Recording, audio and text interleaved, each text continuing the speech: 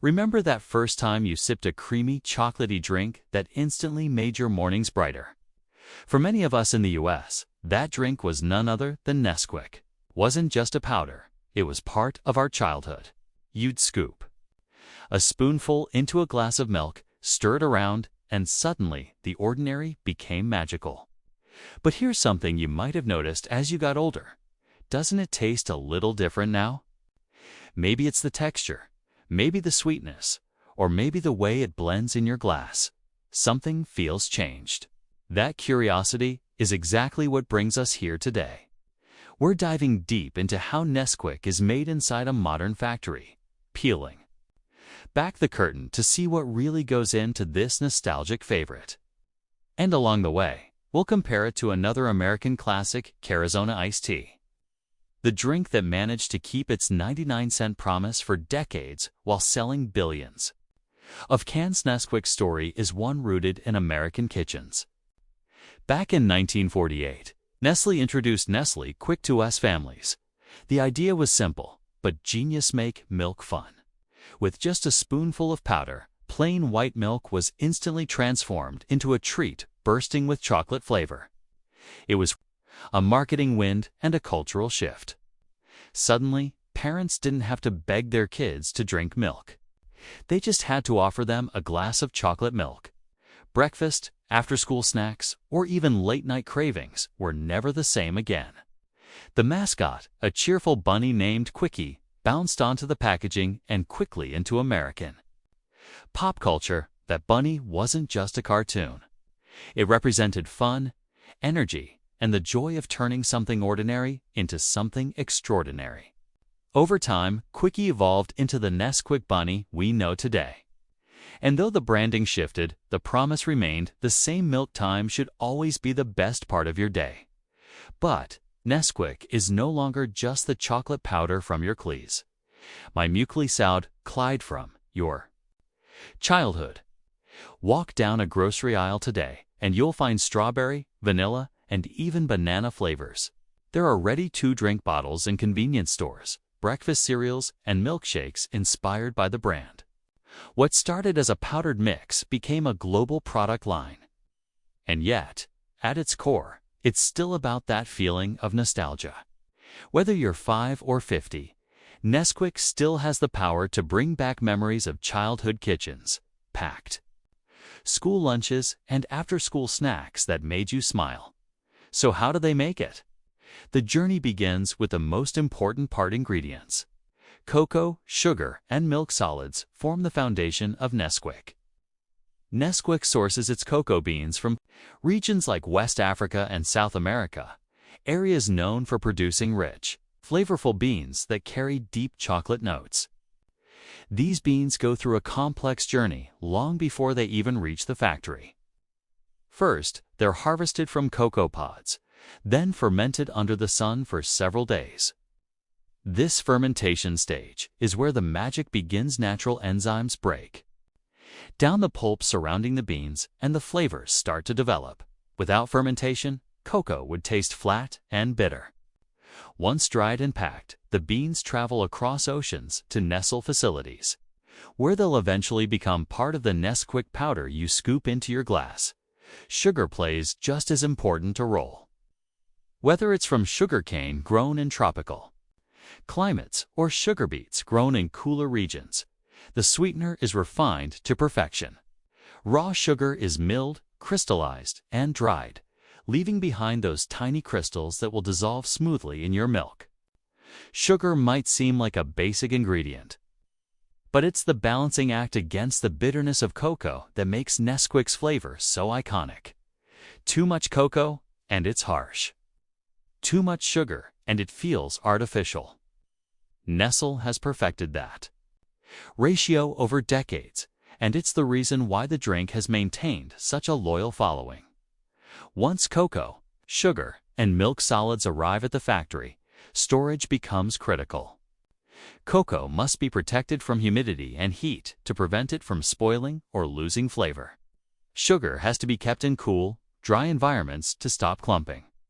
Milk solids, often stored in powdered form, are extremely sensitive to moisture and require sealed storage until it's time to mix. At this stage, every single batch of ingredients undergoes strict quality testing. Anything that doesn't meet the company's high standards is rejected. This ensures that every container of Nesquik powder tastes the same no matter where in the world you open it. The mixing stage is where science meets nostalgia.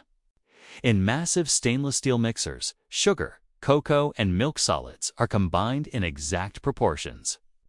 The process is carefully monitored. Slight variations in humidity, temperature, or ingredient ratios could throw off the taste. Skilled technicians oversee this stage, making sure the powder achieves the smooth, rich chocolate flavor everyone expects. Once the blend is made, it's checked for consistency. If the mixture feels too grainy, it's sifted and refined again.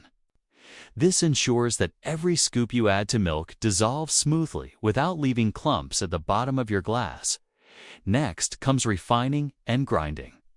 Special milling machines break down cocoa particles to make them ultra-fine. This step is essential. For mouthfeel, no one wants gritty chocolate milk. The powder is sifted to remove larger particles and tested again for smoothness. This refining process not only ensures a velvety texture, but also enhances the flavor profile, toning down bitterness and amplifying those deep chocolate notes. From here, the powder moves into drying chambers. Any remaining moisture is carefully removed with controlled heat and airflow. Too much heat and the chocolate could burn.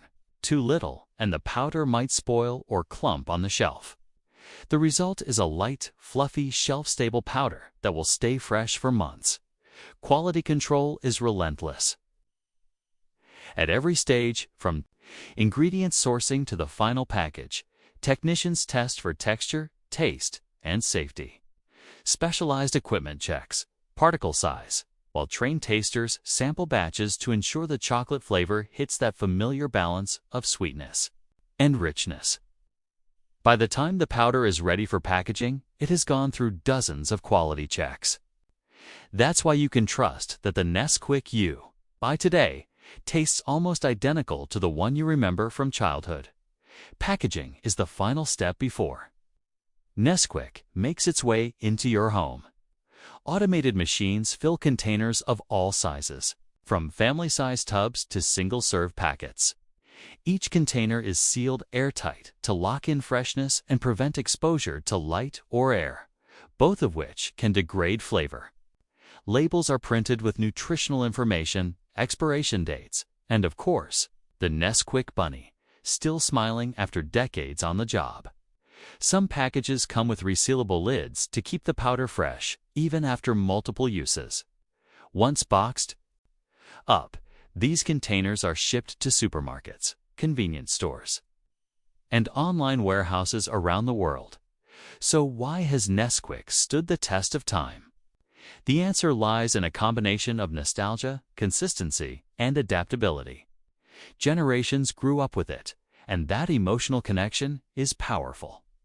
At the same time, Nestle has never stopped tweaking its offerings. From classic chocolate powder to strawberry flavors, ready-to-drink bottles, and cereals, the brand has always found new ways to stay relevant. But even with all the changes, the core product remains a scoop of powder that turns ordinary milk into something extraordinary. Now let's jump to another iconic American drink, Arizona iced tea. If Nesquik is about childhood memories, Arizona is about summer afternoons, gas stations, and that instantly recognizable 99-cent can. The brand launched in 1992 with a simple concept: big cans, bold flavors, and unbeatable value. In a world where soda giants ruled, Arizona broke through with a product that looked different, tasted refreshing, and cost less, more than 30 years later, it's still one of the top-selling iced teas in the U.S. Moving over 1 billion cans each year, Arizona's process starts with real brewed tea leaves sourced from around the world. China, India, Sri Lanka, and Kenya are just some of the places where farms cultivate black and green tea for the brand. Quality is everything, So Arizona carefully selects leaves that deliver bold, balanced flavors. Black tea brings strength and depth, while green tea adds lightness and freshness. From there, natural ingredients like cane sugar, honey, or agave are added depending on the variety. Citrus fruits, especially lemons and oranges from California groves, are also key. They bring a crisp, tangy brightness that balances sweetness with refreshing acidity. What makes Arizona stand out is its brewing method. Instead of rushing through hot brewing, which can turn tea bitter, Arizona uses a slower cold brew process. Tea leaves steep in cool water for hours, allowing delicate flavors to release naturally. This method keeps the tea smooth, mild, and full of antioxidants that would normally be destroyed by high heat. It's one of the secrets behind Arizona's consistently refreshing taste.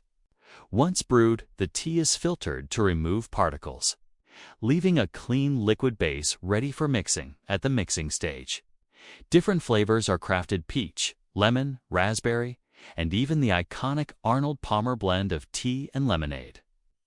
Sweetness levels are carefully controlled to make sure the drink never feels overly sugary.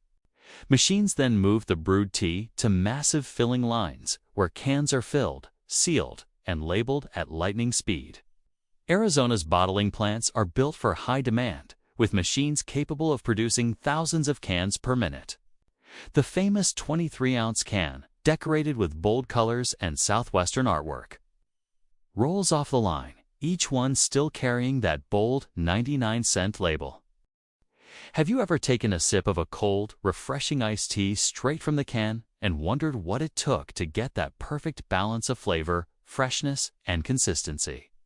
Behind every bottle of Arizona iced tea and every spoonful of sugar in your morning coffee lies an incredible story of farming, technology, and tradition that most people never think about. From carefully selected ingredients to cutting-edge pasteurization, from fields of towering sugarcane to giant machines that spin golden crystals, the journey of these everyday favorites is more fascinating than you might expect.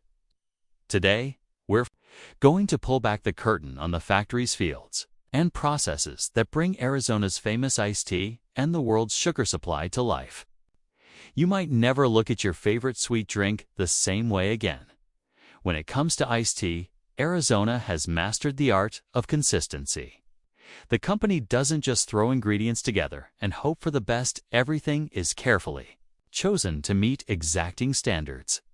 Whether it's real lemon juice, pure fruit concentrates, or the precise blend of brewed tea, the ingredients are measured with accuracy to guarantee that every can and every bottle tastes the same, no matter where or when you buy it. That might sound simple, but consistency is a huge challenge in the beverage industry. And Arizona has turned it into a science. Once the tea is blended, it undergoes pasteurization, a process that ensures the drink is safe to consume and stays fresh without relying on artificial preservatives.